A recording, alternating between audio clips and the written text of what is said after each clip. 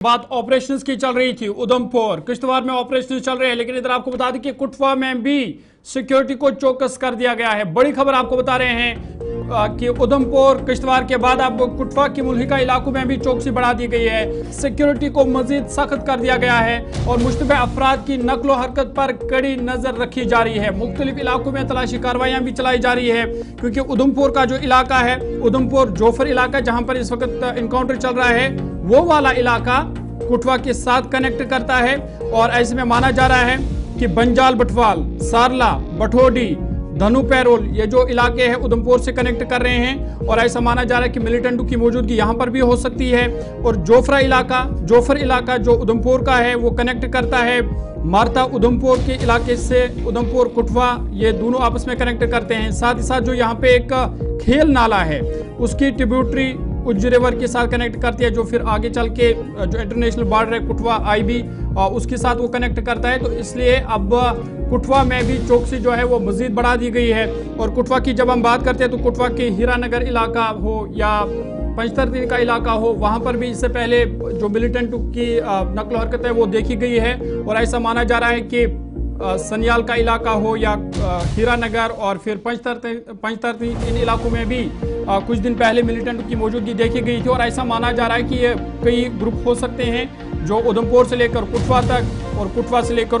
हो सकता है फिर किश्तवाड़ तक ये एक जगह से दूसरी जगह शिफ्ट होते हैं। और इसी को लेकर आप लेकिन बड़ी बात यह है कि सिक्योरिटी एजेंसीज को इनपुट मिलता है और मकामी नौजवान और मकामी आबादी की तरफ से यह इनपुट दिया जाता है, जिसके बाद ही ये कॉर्डन एंड सर्च ऑपरेशन चलाए जा रहे हैं। और कई बार कामयाबी सिक्योरिटी एजेंसीज को मिली है। रंजीव मेहता इस वक्त हमारे साथ ज्वाइन कर चुके हैं। रंजीव, जरा अपडेट करें, ये जो कठुआ के इलाके हैं, कहां कहां पर ये सर्च चल रहा है और क्या ये सर्च एहतियातन किया गया है या कोई वाकई तौर पर इनपुट है सिक्योरिटी एजेंसीज को, जिसके बाद ये ऑपरेशन शुरू किया गया है?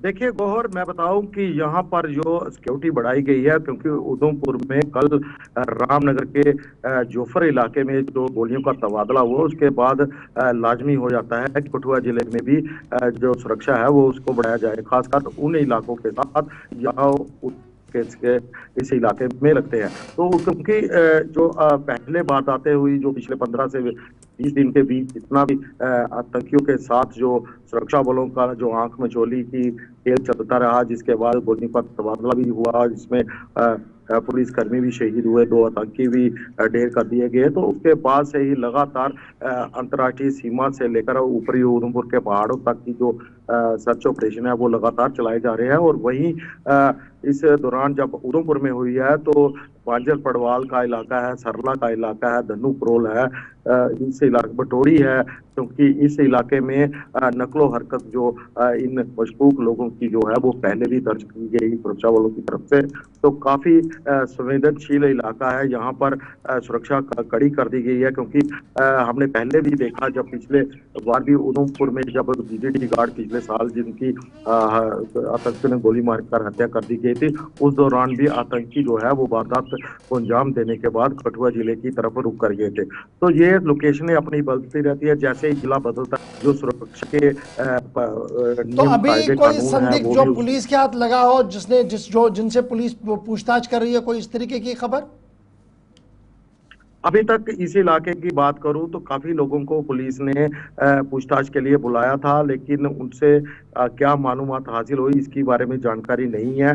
लेकिन पुलिस जो है वो लगातार जितनी भी सुरक्षा एजेंसियां हैं वो इस इलाके में लगातार दबिश दे रही हैं, सुराग निकालने की कोशिश कर रही हैं, कौन लोग इनको पनाह देते हैं, कहां से आते हैं, कौन OG का काम करते हैं। तो उन इलाकों उसको सबको लेकर, क्योंकि बॉर्डर से लेकर पहाड़ी इलाकों तक पहुंच। चलिए, बहुत शुक्रिया रंजीव, आप नजर बनाए रखिए कि क्या कुछ वहां पर होगा। फिलहाल कठुआ के भी कई इलाकों के अंदर सर्च ऑपरेशन जारी है।